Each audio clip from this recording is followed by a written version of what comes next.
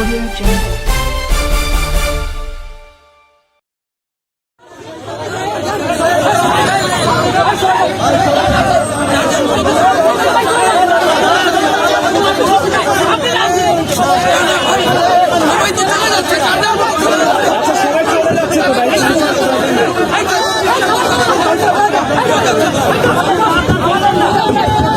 সবাই চলে যাচ্ছে, তাদের কেন দরকার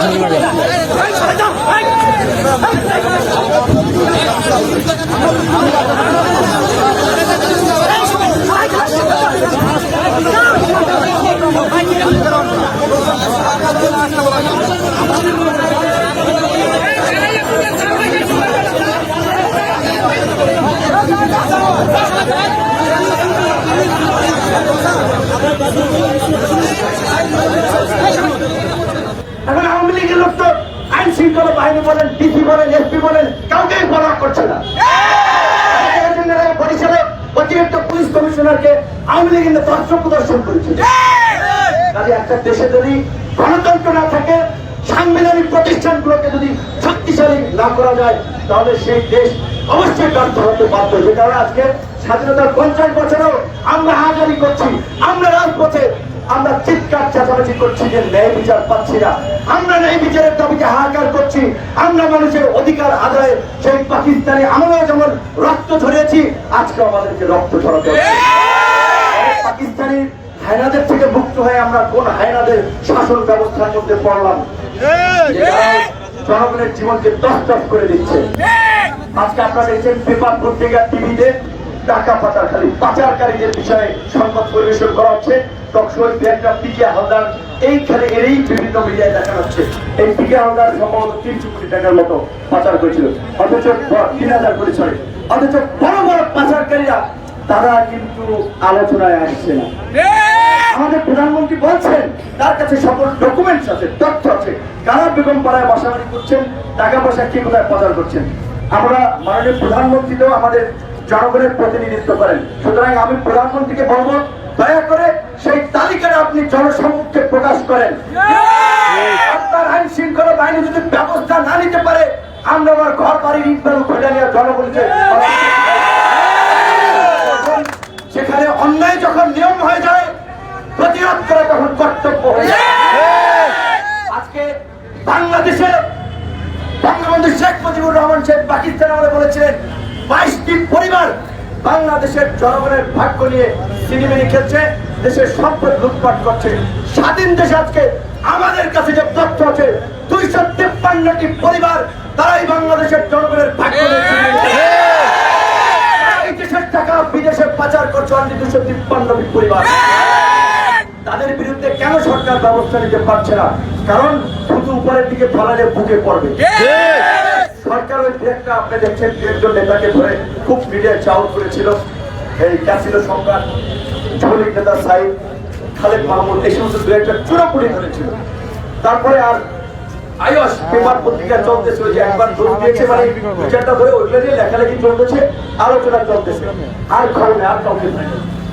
অথচ এই 253টি পরিবার যারা টাকা পাচার করছে, এরাই কালোবাজারি করছে, এরাই সিন্ডিকেট করছে, এরাই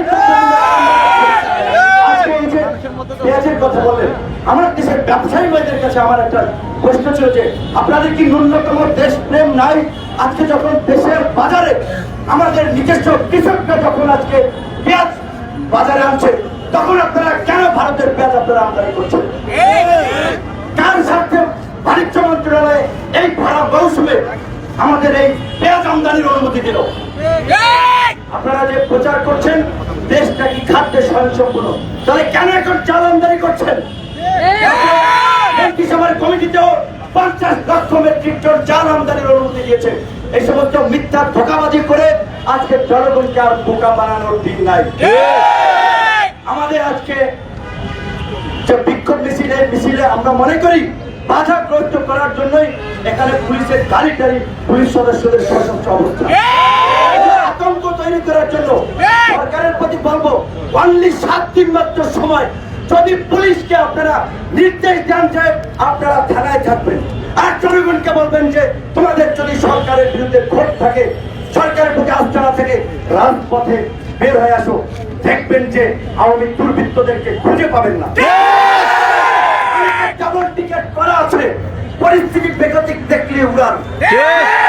যেহেতু এখন তো পাবলিক প্লেন তো চলবে না, দেখছেন না করোনার মধ্যে অনেকে চার্টার প্লেনে করে বাইরে চলে গেছেন। আজকে ওই নোয়াখালীর কাদের মির্জা, তার কথায় এত আপনাদের আলোচনা করে লাভ নাই। গ্রামে একটা কথা বলে, পেঁয়াজ রসুনের গোড়া সব একই রকম। তিনি এগুলো আলোচনায় থাকার জন্য, জনগণকে বিভ্রান্ত করার জন্য এই সমস্ত কথা সরকারই বলাচ্ছে। তিনি হঠাৎ করে একেবারে অলিয়া উলিয়া হয়ে গেলেন।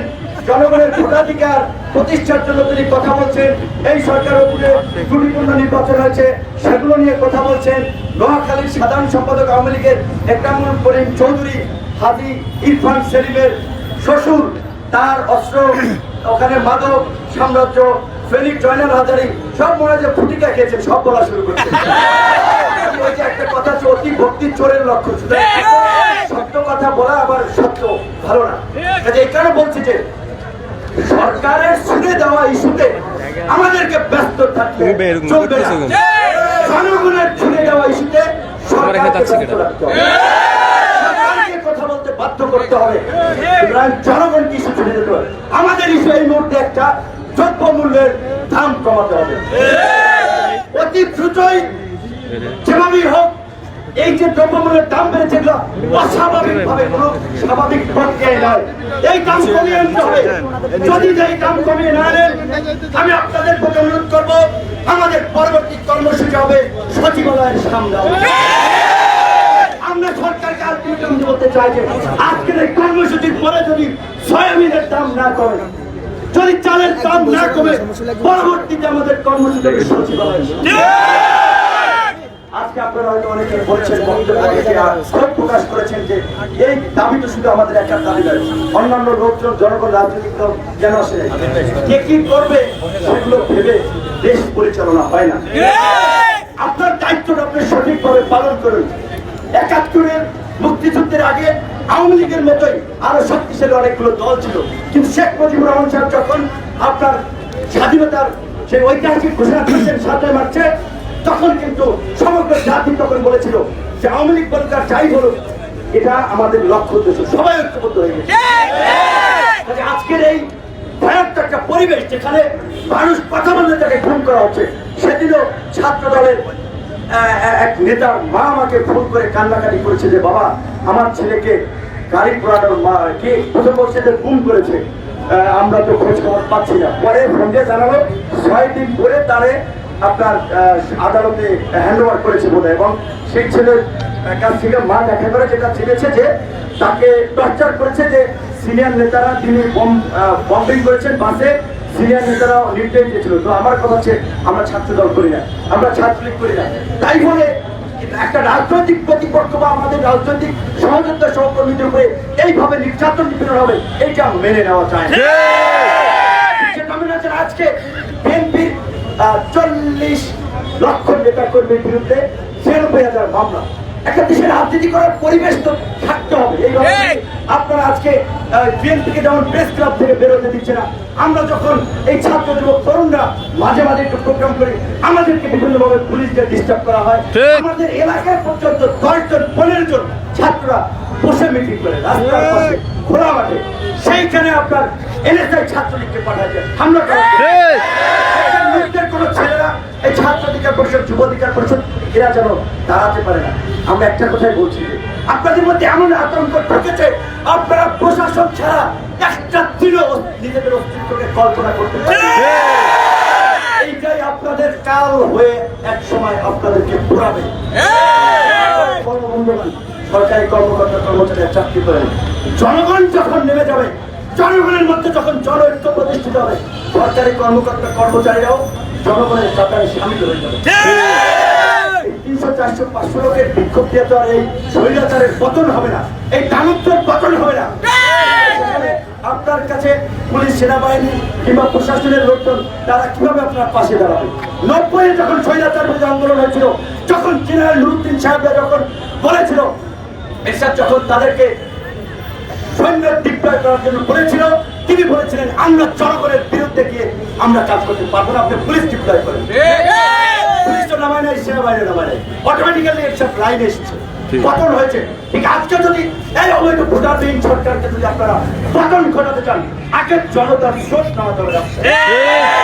আমরা বলবো ওই যারা সবাই লাইভটি শেয়ার করেন, সবাইকে লাইভটি শেয়ার করার জন্য অনুরোধ করছি। একেবারে হায়ুতাস করছেন, দেশটা কোথায় যাচ্ছে, এইভাবে একটা দেশ চলতে পারে, মানুষ ভোট দিতে পারে না, এই সমস্ত আক্ষেপ ঘরে বসে করলে হবে না। রক্ত ঝরাতে হবে, রক্ত দিতে হবে, রক্ত ছাড়া কোনো অর্জন আসে না। আজকের দেশের যে সংকট, সেই সংকটের উত্তরণে অবশ্যই আপনাদেরকে আপনাদের ত্যাগ স্বীকার করতে হবে, রক্ত দিতে হবে। সেই রক্ত দেওয়ার জন্য, ত্যাগ স্বীকার করার জন্য আমাদের ছাত্র যুবক ভাই বোনেরা প্রত্যেকেই প্রস্তুত আছে, তৈরি আছে। আমরা আজকে যে প্রসঙ্গে আজকে আমাদের স্পেসিফিক দাবি ছিল যে এই দ্রব্যমূল্যের দাম কমিয়ে আনতে হবে, এবং এই যে জনগণ লুটপাট, সরকারকে বলবো আমরা শুধু সমস্ত বিরোধী রাজনৈতিক দল সংগঠন আপনাদের হটানোর জন্য আন্দোলন করছে, সংগঠিত হচ্ছে। যতই দাম বাড়া করেন, ছাল ছাত্রী করেন, বেশি দিন টিকতে পারবেন না। পৃথিবীর ইতিহাসে কোন স্বৈর শাসকই আজীবন ক্ষমতায় থাকতে পারে। সরকারি কর্মচারী কর্মকর্তাদেরকে বলবো, যারা আজকে অতি উৎসাহী ভূমিকা দেখাচ্ছেন, সকলের আমল নামা কিন্তু লেখা হচ্ছে, এর ফল পেয়ে যাবেন। 5 বছর পরে পান, 5 মাস পরে পান, 10 বছর পরে পান। বিএনপির সময় বহুল আলোচিত এই ঢাকার একজন পুলিশ কর্মকর্তা ছিল, আওয়ামী লীগের মিছিলে চাক উঠিয়ে দিয়েছিল। কইনুর সাহেব কোথায় আজকে? কাজে আমাদের ক্ষোভ আমি বলবো কোন পুলিশ ভাইয়ের প্রতি না, কোন সেনাবাহিনীর প্রতি না, কোন সরকারি কর্মচারী কর্মকর্তাদের প্রতি না, আমাদের ক্ষোভ কোটি কয়েক দুর্বৃত্তদের বিরুদ্ধে, যারা প্রজাতন্ত্রের কর্মচারী কর্মকর্তা হয়েও যারা ভাবে তারা দলীয় ক্যাডার, দলীয় লোক, তাদের প্রতি আমাদের ক্ষোভ। সুতরাং সকলকেই বলবো, সময় থাকতে সংযত হন, সময় থাকতে সংযত হন, সময় গেলে সাধন হবে না। আমাদেরকে ভয় দেখিয়ে লাভ নাই, আমরা নিজের জীবন উৎসর্গ করার জন্যই রাজপথে এসেছি। ডাক্তার মিলনদের আত্মত্যাগের মধ্যে দিয়ে যখন গণতন্ত্র এসেছে, আবার দেশের গণতন্ত্র আইনের শাসন প্রতিষ্ঠা করার জন্য যদি আজকের লোকদেরকেও জীবন দিতে হয়, আমরা বিন্দুমাত্র কুণ্ঠাবোধ করব না।